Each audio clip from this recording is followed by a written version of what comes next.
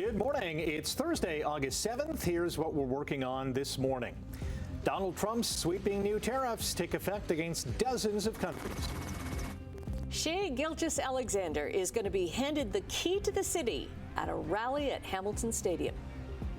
And Burlington's Victoria Mbuko advances to the final at the National Bank Open.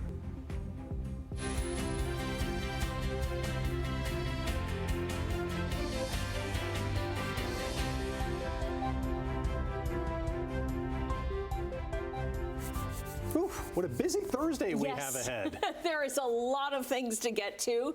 Most importantly right now, for those heading out the door, it's how traffic is. Traffic's doing okay right now. We don't have any problems on the roads. Of course, there's some lingering construction. It always happens. Slows things down a little bit this time of the morning, but there's not a lot of volume. We're looking at the 403 at Waterdown Road. That looks okay at the moment.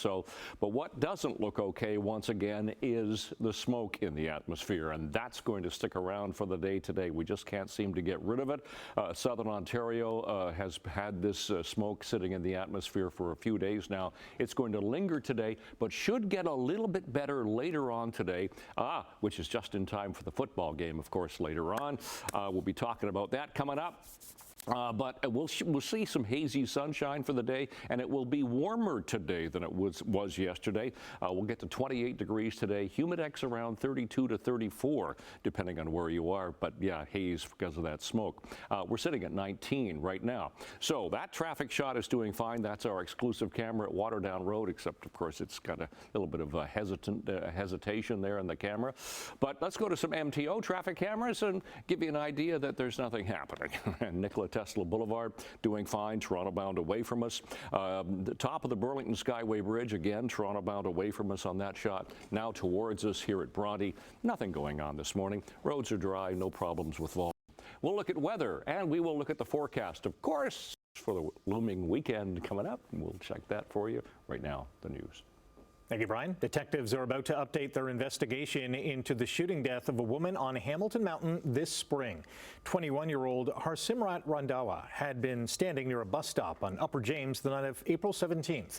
The international student at Mohawk College was on her way to work when she was hit by a stray bullet and later died in hospital.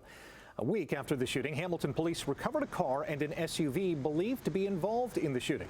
They also collected several hours of surveillance camera footage from the area. At that point, investigators said they had narrowed down a pool of people associated with the two vehicles, but so far we haven't heard of any arrests.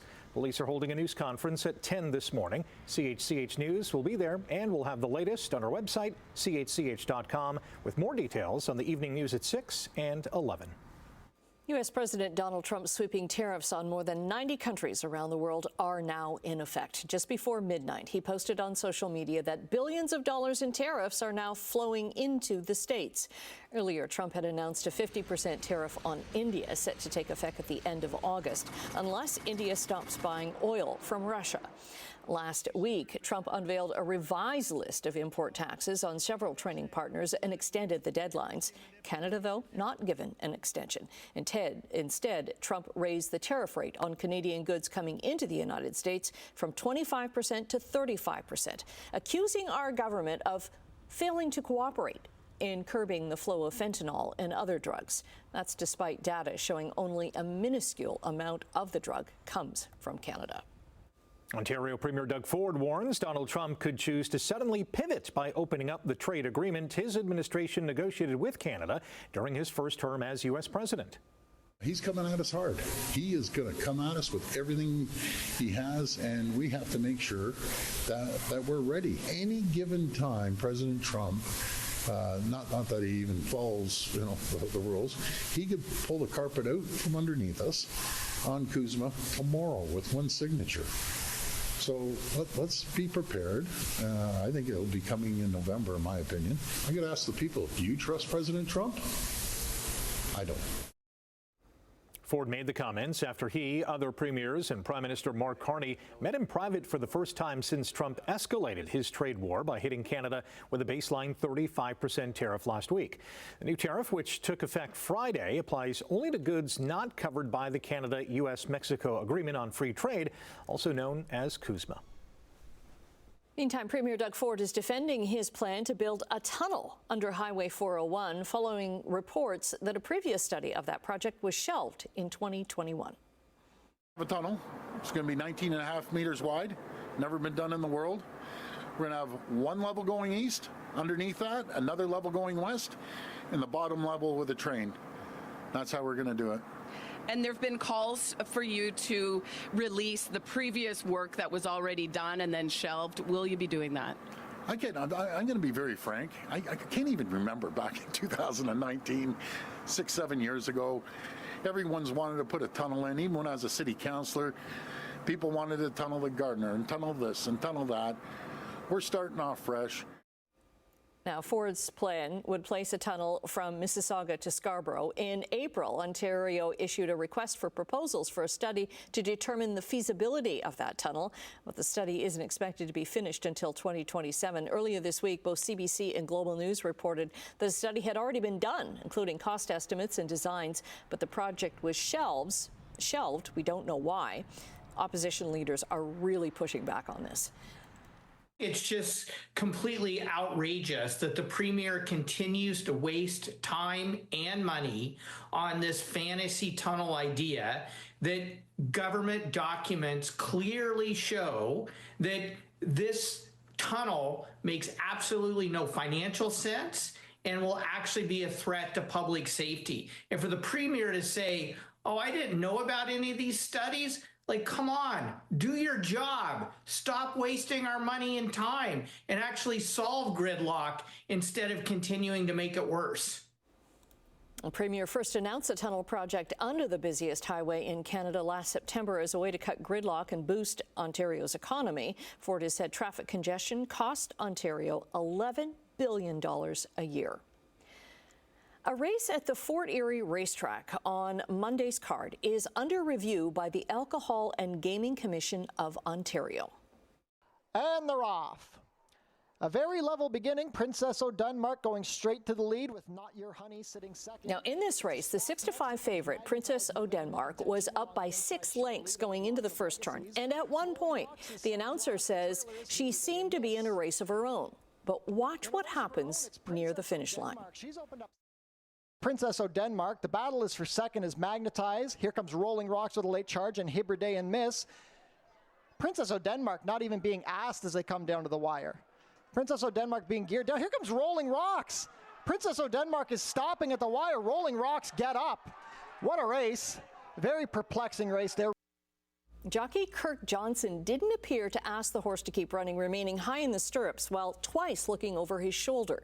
Princess O'Denmark was beaten by 3/4 of a length. The communications manager at Fort Erie Race Consortium says they are taking the matter seriously and will accept the findings of the Alcohol and Game Commission's investigation. Hamilton is celebrating one of the greatest basketball seasons in NBA history, and it all belongs to one of our own, Shai Gilgeous-Alexander. Today, the city will honor the Oklahoma City Thunder point guard, who is fresh off winning the NBA championship, the finals MVP, regular season MVP, and the league scoring title, a feat only matched by Shaquille O'Neal, Kareem Abdul-Jabbar, and Michael Jordan. Fans are invited to a free rally at Hamilton Stadium at 3 this afternoon. It's free, but you do have to register. Mayor Andrea Horvath will present SGA with Hamilton's first key to the city in over 25 years. He's also going to be honored during tonight's Ticats home game against the BC Lions. Sportsline, the sensational Cinderella story that is Victoria Mboko continues at the National Bank Open.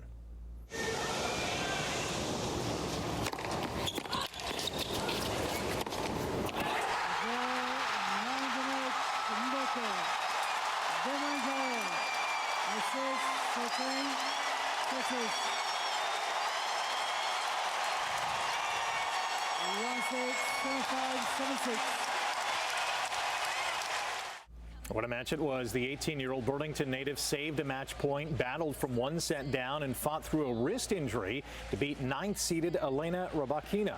1-6, 7-5, 7-6 in an epic semifinal in Montreal. She's the fourth Canadian woman to reach the national final, the first to do so since Mississauga's Bianca Andreescu in 2019.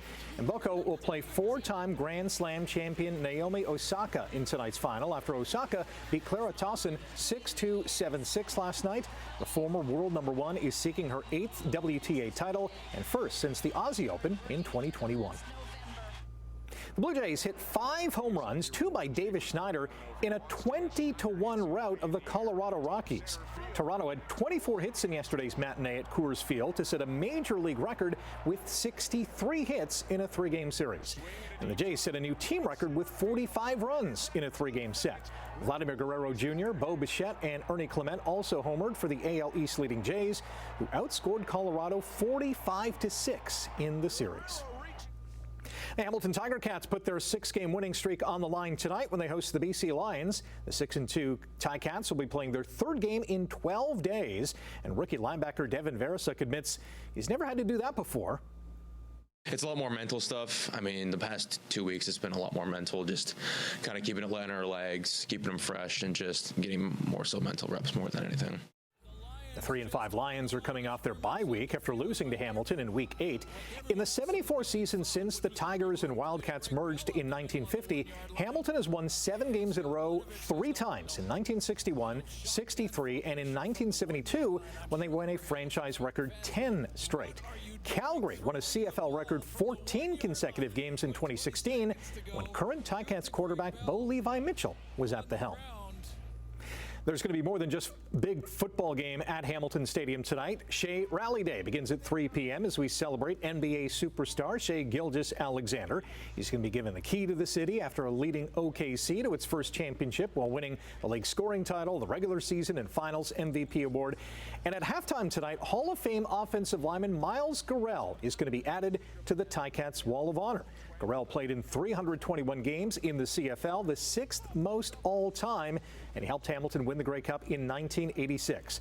Myles is also going to join me on the couch after 8 o'clock this morning. Jalen Harris scored a game-high 24 points to lead Winnipeg to an 86-81 win over the Niagara River Lions. The loss drops the East leading River Lions to 14-8, including 5-5 on the road. Ron Curry led the defending champs with 22 points.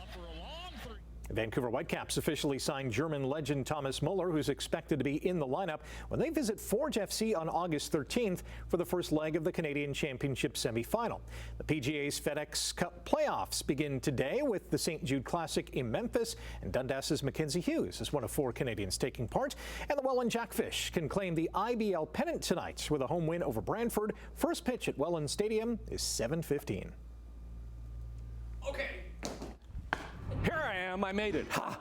Whew, I was just doing some updating over there. Okay, all right. It makes you jump. All right, 13 minutes after 6 o'clock. It is the 7th morning of August. Yes, it is. We're counting our way through August. We're looking at traffic first of all, and then we'll get to our forecast here today. Looking okay there. We have a little bit of a problem with the camera there, but traffic is a little busier coming out of Hamilton than it is going in, but that's just normal for this time of the morning. I want to show you one minor problem.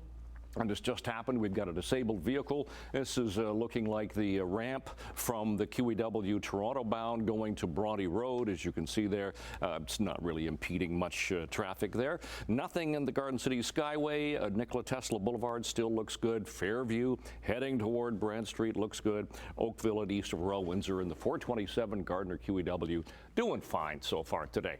All right, let's get to what we have at the moment as we kick off this morning.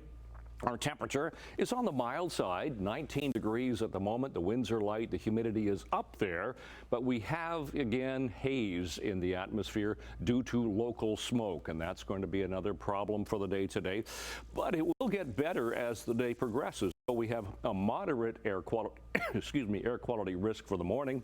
And then it will get better as the afternoon goes on. So that's some good news. That bodes well for the football game tonight. Ridge of high to the east, a frontal boundary to the west, and we're kind of stuck in the middle here. We'll see sunshine, but hazy sunshine for the day today.